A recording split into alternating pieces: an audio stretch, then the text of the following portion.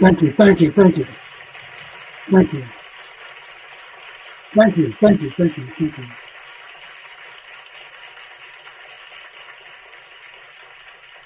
Good afternoon, and welcome to Ccommander, Glapohkpa Chesson talk show. We talk about education all the time. I recently had a class on education, and why I talk about what education is all about and why it's important for us to pursue an education in our lives. You know, when you talk about education, it's a doctrine. So there are many facets or aspects to what education is all about.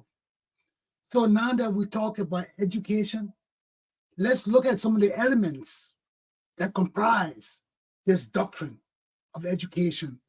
What makes education what it is and so significant in our lives?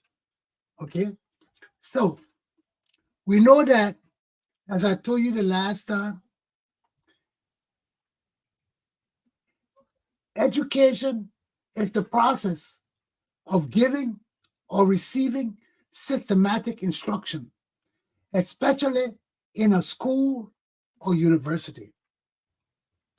This differs from informal or skilled education.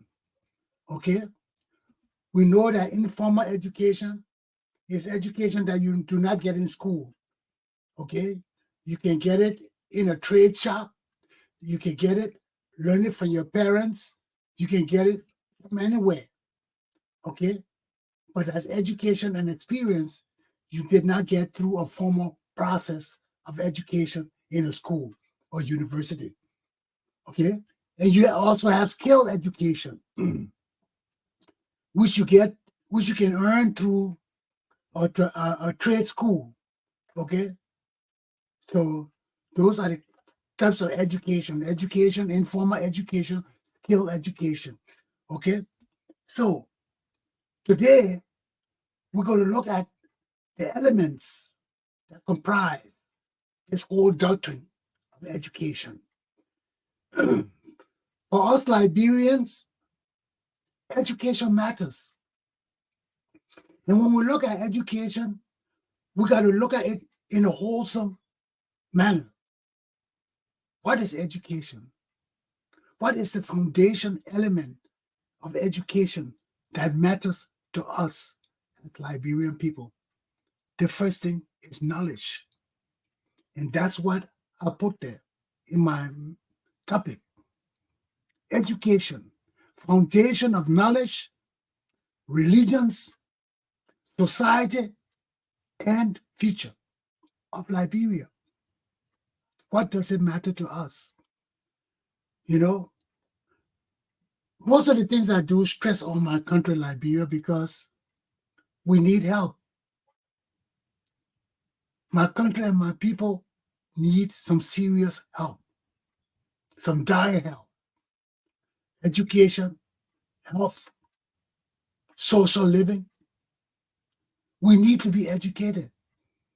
Because if we don't educate ourselves or have people to help to educate us, all the things we may achieve through grants or donation from our friends abroad will not benefit us because we either not know how to use them and misuse them and abuse them and destroy them, or they will not give us any benefit. Okay? Because we will not have learned the technical skills of learning, using, and applying all these things in the international world that people will donate to Liberia. That's why education, knowledge, skills, all those things are important for us to get before we start getting donations and grants and help from the international world.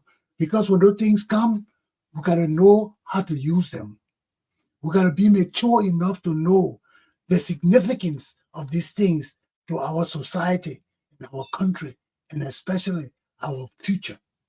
Okay? Because when our children learn these things, they grow They're ready to advance to other levels. But when we don't do these things, we remain stagnant, mediocre in a failed society. So we know what education is. We're not going back into education. We're going into the element of education that matters to us. Knowledge. Okay? Today, my class will be on knowledge. Facts, information, and skills acquired by a person through experience or education. You see, they did not say and. They said experience or education. So that means you do not have to be educated in the formal setting. Going to school and getting a degree or diploma and all of that. No, you can get experience. You can go somewhere and get on a job experience. But in the area that you are qualified in, you are educated. You can perform. You can deliver. And you understand the complexities of the duties that you are trained to do. Okay? So that's knowledge. Let's go over it again.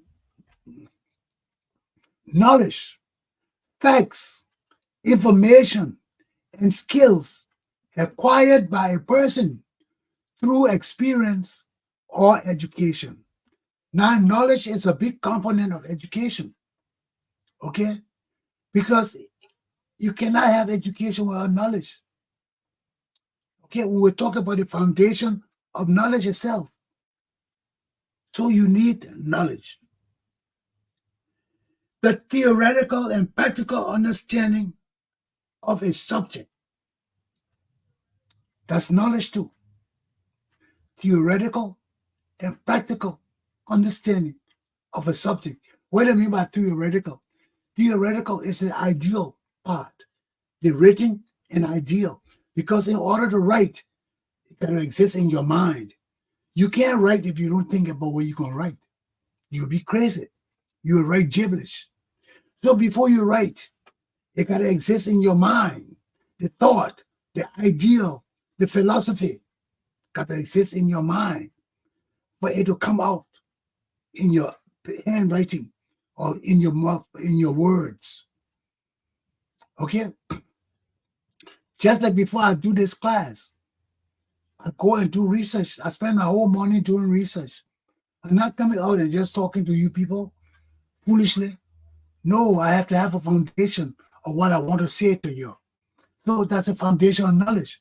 So when you see an educated person, you know they are educated because they will not be talking gibberish to you.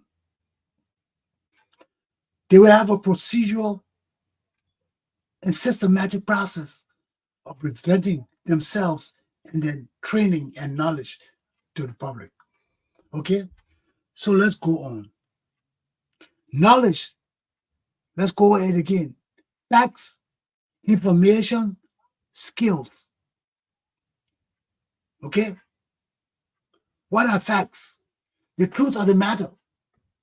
They are the facts. Okay? What happened? That's the facts. The truth. Okay? So you got the fact, you got the information, and you got the skills. That's knowledge. That's knowledge. You got all of this through experience or education. Okay? Now, what are the symptoms of knowledge? Okay? There are processes that you have to achieve to demonstrate knowledge. And these processes are inherent and deep. So they term them as symptoms. You know, to have symptoms, it's an underlying practice that is demonstrated through the physical manifestation of how we perform. So let's look at the symptoms. What are the underlying elements of knowledge? We learned that about education already. Symptoms of knowledge. Or excuse me, let me find number one. Oh, I thought I had all these things right. Symptoms of knowledge, excuse me. Excuse me, folks. Yes. Symptoms of knowledge. Number one, the fact or condition of knowing something with familiarity. Okay? To know it with understanding. You're familiar with it. You know the fact, you know that you understand the issue. So you know it with familiarity. It's like being part of you. Okay?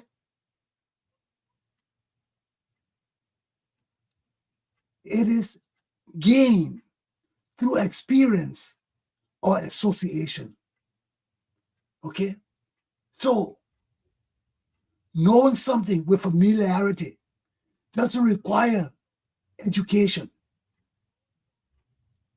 This is knowledge you get through experience and association with other people or with groups or with entities.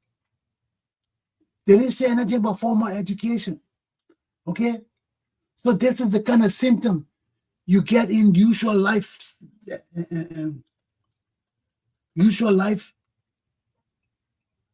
existence, where you gain things through experience or association, with your mom, your pa, your friends, your brother, your relatives, people in the community.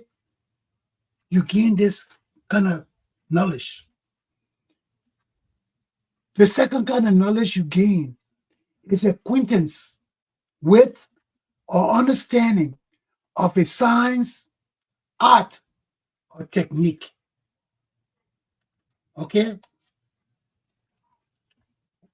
So, what do I mean by acquaintance? They didn't say education. Acquaintance is a form of association, a form of connection, a form of knowledge of something or someone with understanding of a science, art, or technique. So that means you're connected to something. You share a relationship with, or you have an understanding of science. So how do you gain these things? This understanding with science is through experience. Years of experience or trial and error. If you didn't get formal education, if you just acquainted with it, okay, you may be guided or you may not be guided. So we don't know the fact of the matter here as it exists. Okay? So, into this is fact or condition of being aware of something.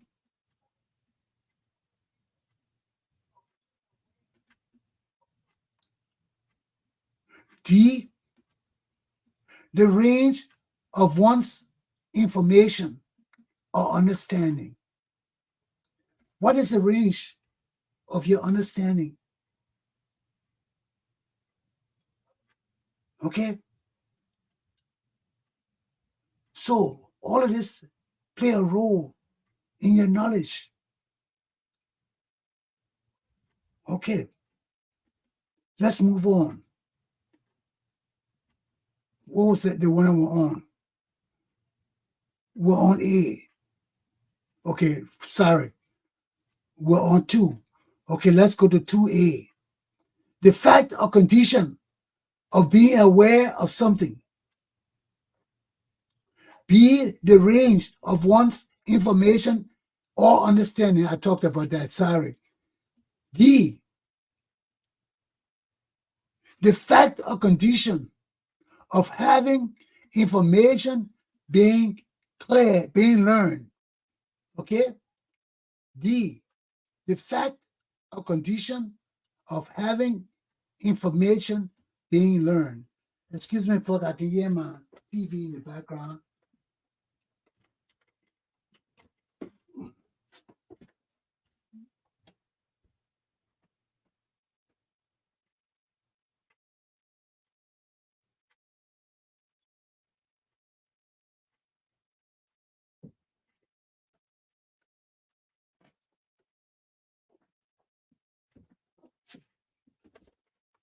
I'm sorry about that. I kept hearing the echo coming from my TV when I talk. It was just repeating what I was saying. So let's continue. D is the fact or condition of having information being learned. So that one of the symptoms you got to learn. When it's being learned, it becomes part of you. It becomes a part of knowledge. One of the deep connecting symptoms of knowledge. Okay, so it can be learned. 3, some of what is known, the body of truth, information, or principles acquired by humankind. So that's knowledge. It's a sum of what is known. Everything that is known is about knowledge, the body of truth, information, and principles acquired by humankind. Okay? So it's important that we know all these things, because when you better inform about what the foundation of your life is all about, you can make better decisions. And this is why knowledge is all about. Because based on knowledge, we get a depth of understanding of not only the world, not only ourselves, not only our job and our obligation in the society, but we get an in-depth understanding of life itself, what it means to be a part of this society and world and life. We get a better in-depth understanding of it. Okay? So, what is knowledge in education? It is the aggregate information, facts, skills, and understanding about a subject that a person gains through education, experience, and reasoning.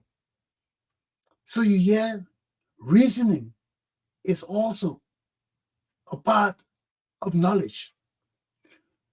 Knowledge enables us to reason. So we don't have to have the whole facts. We can put one and one together and come up with an informed conclusion as to why certain things happen. In the law, under criminal law, what they call that? Circumstantial evidence. Circumstantial evidence, you don't have all the evidence. But because of the activity of the prime suspect, the evidence gathered of his interaction from the time of the before the murder, during the murder, after the murder, his activities during that time can conclude that he was the one that, not conclude, but it can lead a reasonable jury to conclude that he is guilty of the crime. Because where were you during the hours when the person was killed? Do you have an alibi? What is an alibi? An alibi is a story that gets you off the hook. Okay, they see you at this murder. You said, no, I wasn't there. I was somewhere else. That's an alibi. Okay, does it get you off the hook? Can you prove it? So it's the same thing with knowledge. Okay, it just explains what all of that is. How we form circumstantial evidence by reasoning, by putting the facts together and saying, no, this cannot happen if this didn't happen. You know, you say you went from here. You say at the time of the murder, you were in Carisburg. Then by the time the murder happened, you were in Monrovia. How you left Carisburg and came to Monrovia within that short time? We know that from Carisburg to Monrovia was 20 miles, 25 miles. It will not take 5 minutes or 10 minutes to come to Monrovia, especially with the road condition. And all, you know, all those things play a part. Was it raining? Was the weather condition good? Was it day? Was it night? All those things play a part in the evidence. That is why knowledge is very significant. Okay? And this is a foundational element of education. Look, to be educated, you got to attain significant amount of knowledge. Okay? So, that's why they say what is knowledge? It's the aggregate, it's the overall information, facts, skill, and understanding about a subject. So if you say you know about mining, you better know all the facts about it. Okay? It better be in your mind and your understanding that when they wake you up, you will perform. Okay? Because you have an aggregate knowledge of mining, of all the facets. What will make the mining strong? What will make the foundation of the cave strong? What will protect the people against all those things? If you're a mining engineer, you got to know it. That's part of your profession. Okay? Why is knowledge important? Knowledge solves problems. Knowledge solves problems. If you have a problem, the knowledge of the subject matter can enable you to solve the problem. Okay? So think about that. Knowledge also sharpens our skills. What are those skills? Reasoning. You know, knowledge is a mental process. It's not a physical thing. Okay? To gain knowledge, you need your mind. The application of knowledge is physical. It can be physical and mental. You can teach it. You can teach other people. You can use the knowledge you got to build things, to achieve certain things in life, practical things. Okay? But knowledge is a mental process. To know things, it got to be in your mind. You got to be able to store it. That's why they got different types of knowledge. I will tell you about some of them today. We're not going to go through all of them because it would take a lot of time. But I will tell you some of the kind of knowledge we have and how they impact us in our daily lives. Okay? So, knowledge solves problems. It sharpens our skills like reasoning and problem solving. It's a special skill. Everybody can't solve problems. That's why you see when we get certain issues in the community, we turn to certain people who have experience in bringing people together, in looking at issues of conflict within the community and trying to alleviate some of this tension between groups and bring them together to the table so they can talk. Because one, there is mutual communication. There may be the possibility of arriving at mutual agreements and peaceful. But if people don't want to sit down to talk, if nobody can bring them to the sensibility that in order for their conflict to be resolved, they need to sit down and discuss it and let somebody mediate and find a solution to resolve it. It will not be resolved. That's why knowledge is significant for problem solving. Because when you know things, knowledge doesn't deal with education alone. Education is significant, but experience, skill, all those things give you knowledge, because those are special areas of education that also strengthens the mental and physical acumen of a person. So you got to understand all of that. Okay? Knowledge help you with reasoning. It help you with problem solving, because when you can reason, when you got problems, you will find a way to solve it or bring about a peaceful resolution. It may not always be in your favor, but it will not hurt you to the extent that it will break you down, because you got knowledge of problem resolution. Okay? Sometimes when you lose, you also win. Don't think that losing is always bad. No. Sometimes it's necessary that you lose in order to win. And that's where knowledge plays a significant role, because you got to know when to fold and when to keep playing. Because if you don't know the difference, you always end up on the losing end. Okay? Because if you don't know when to lose for your own benefit and when to win, to stop your enemies from overpowering you, you always be in the win to chance and possibilities, not knowing or having a grasp of the experience of life. And those are the things that are important. They are significant to us in every aspect of our lives. And we don't understand them, we fail time and time again.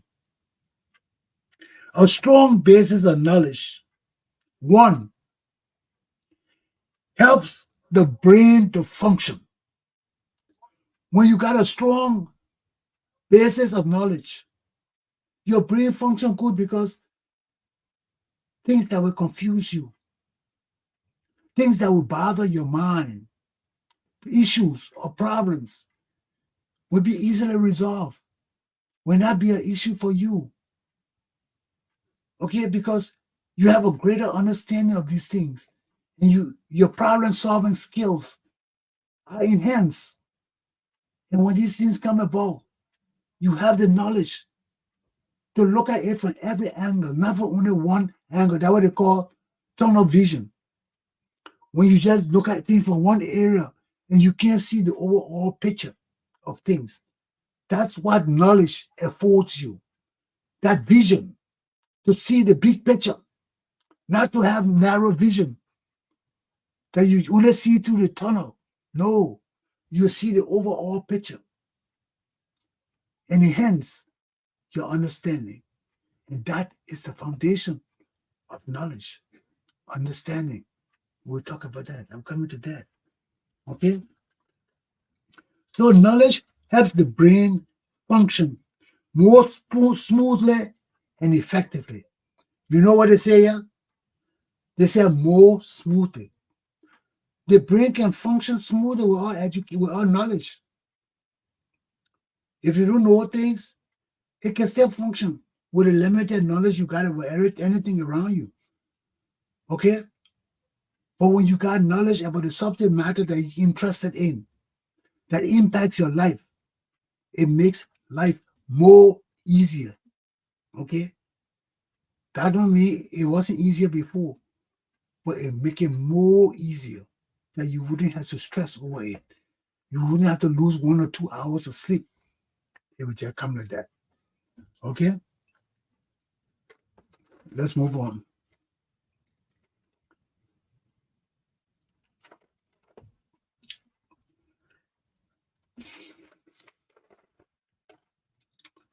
When you have a strong base knowledge,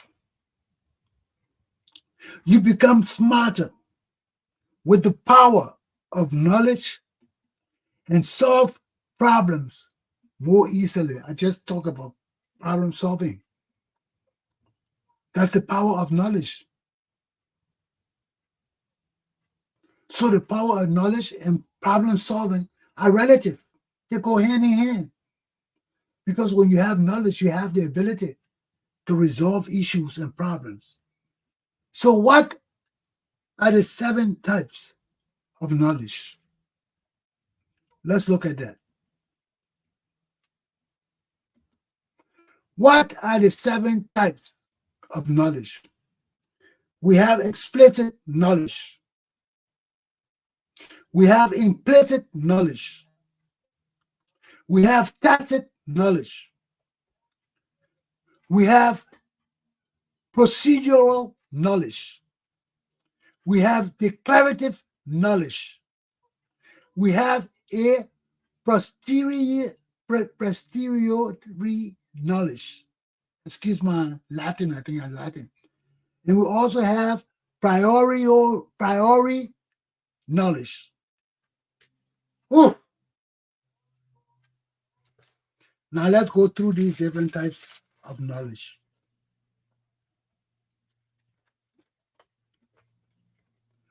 What is explicit knowledge?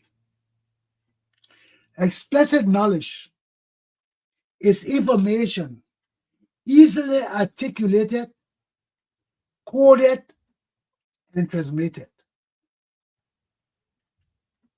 Facts, descriptions, and data can be readily conveyed and understood by others. So explicit knowledge is documented knowledge. Okay? It's coded, it's transmitted. That's the most explicit kind of knowledge. You got to ask questions. Everything is before you. Once you can read and write, it's there for you to pursue and find your solution to what you want. So that's explicit knowledge. It's open knowledge. It's documented. It's the fact. Okay? It's coded. It's the most publicly published knowledge. Everybody have access to it. It's not hidden. It's documented. You can go search and find it. Okay? That's explicit. Okay? Explicit is also structured. It's systematic. Why? Because everything documented. The knowledge is documented, it's registered, it's laid out for the public. So it's structured and it's systematic. You follow a simple process, you get all the information you need, all the knowledge you need. There's a process to it. Okay? Like when you go in the library, we got a different system to finding books. I think one is the Telkey system. Oh, no, shit. Excuse me. Excuse my expression. The Telkey system, the prison system, I'm mixing it up. But there are systems for finding books in the library. You know, just like I just mentioned the Telkey system, that's a prison system. Okay? That's the key system. All the keys that open the door in the prison. They got a system too. So that's knowledge. That's a different kind of knowledge. Okay? How do you call it? Library system, man. Oh, man.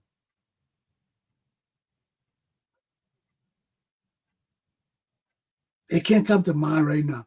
But there's a system for finding books in the library. Oh, man. It's right on my mind, but I can't get it. I can't bring it out. But for you educated people who know it, you know, please make the comment here on my page. Tell us what kind of system they use in the library to find books and things like that. Okay? But that's a system.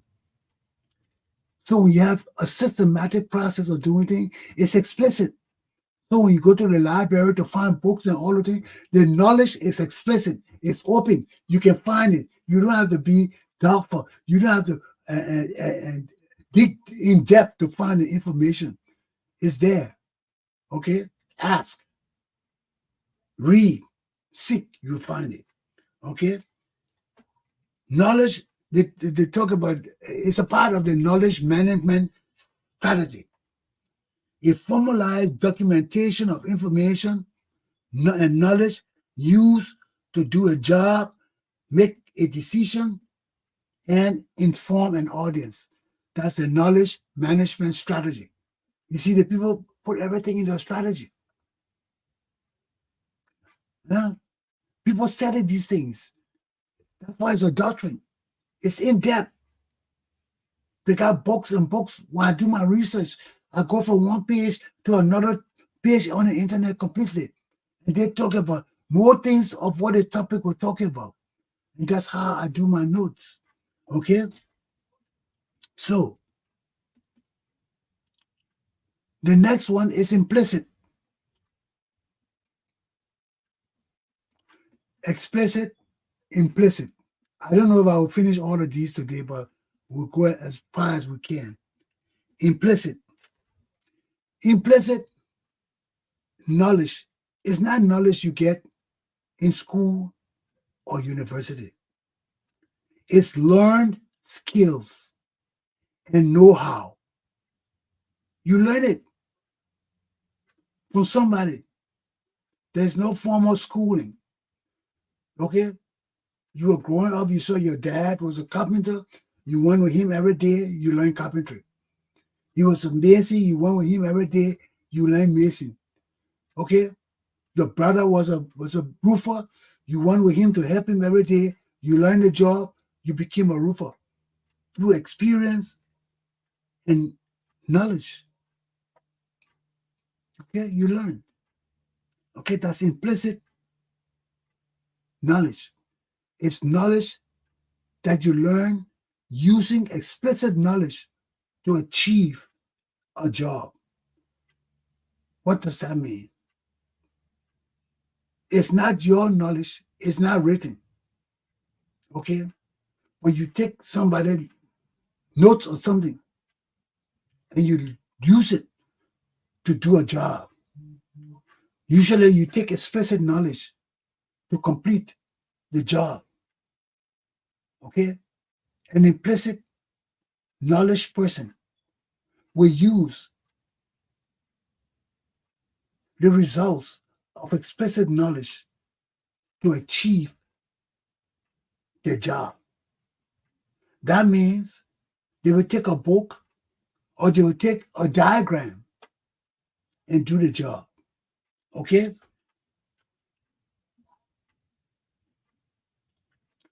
Let me read it as it says here. Learn skills or know-how. It is gained by taking explicit knowledge and applying it to specific situations. Okay? The only thing about this kind of knowledge is it's not stored. You don't store it in your mind. You just look at a diagram for the time being that you want to do this thing. Like those designs we get when you buy tables and things, they send a diagram. That's explicit knowledge. Okay? The diagram is there. It is explicit for everybody to see and read and everything. Okay? But you don't want to learn it that kind of way. All you want to do is to use that knowledge to achieve the job you want to achieve. Okay? So you will use the diagram to achieve the job, but you will not store the process in your mind. When you finish storing your thing, the diagram gone, the paper gone, you finish with that. That's explicit knowledge. It's not stored. You just use it to achieve what you want to achieve. Okay? You don't have to be educated. You don't have to gain no special knowledge. You just follow the diagram, the explicit knowledge. Whoever did the diagram, I think they're explicit because they did a diagram. So you just take that knowledge, use it to achieve your thing, and you finish with it. So it's not stored. Okay?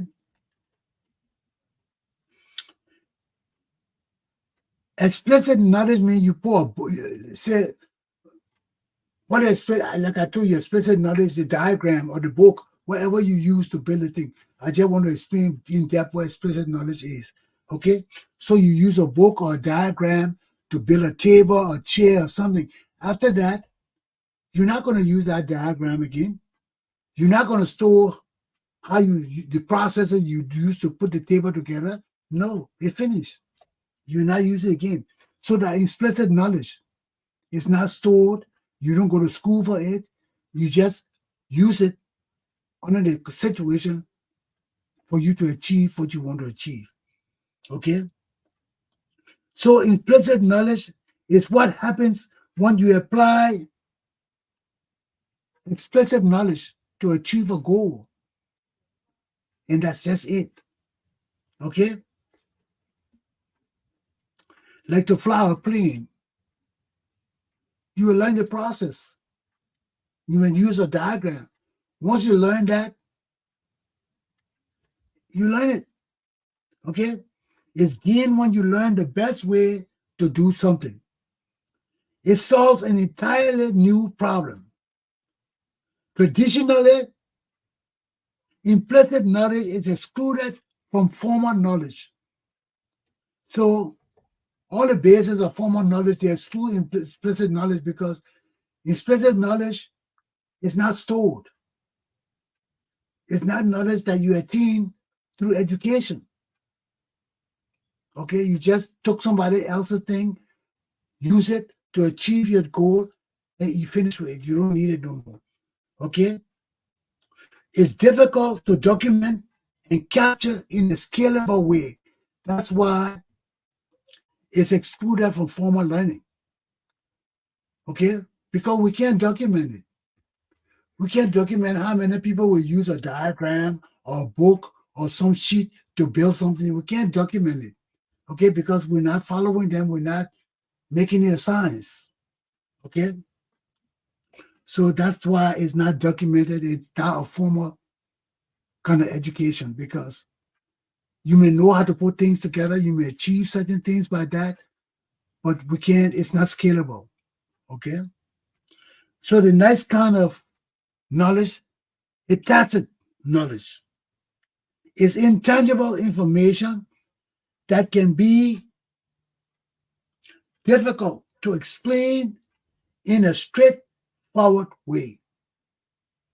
Things that are often understood without necessarily being said are often personal and cultural. So you see that certain information, you don't have to explain it. Once you relate to other people in the community, certain ways dictate certain results. So that tacit knowledge.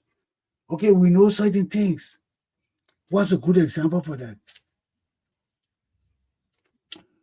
Information often learned with experience over time. So when you learn those kind of things, it usually applies to certain situations. Difficult to transfer and usually isn't able to be stored. Okay, like a salesman pitch. Okay, that's a good example. So a tacit knowledge. You're a salesman. The way you do your pitch to sell your product is not documented.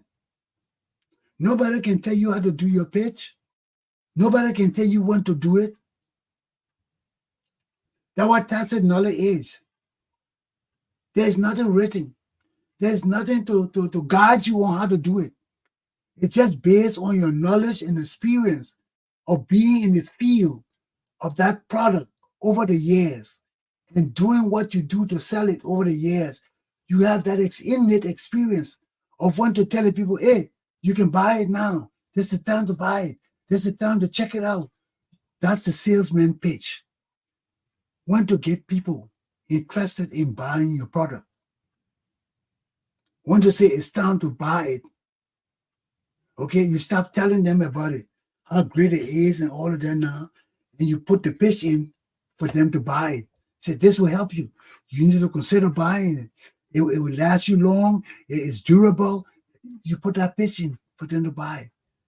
Nobody can tell you when to do it. That's tacit knowledge. You learn it through experience, through being in business for years, over time.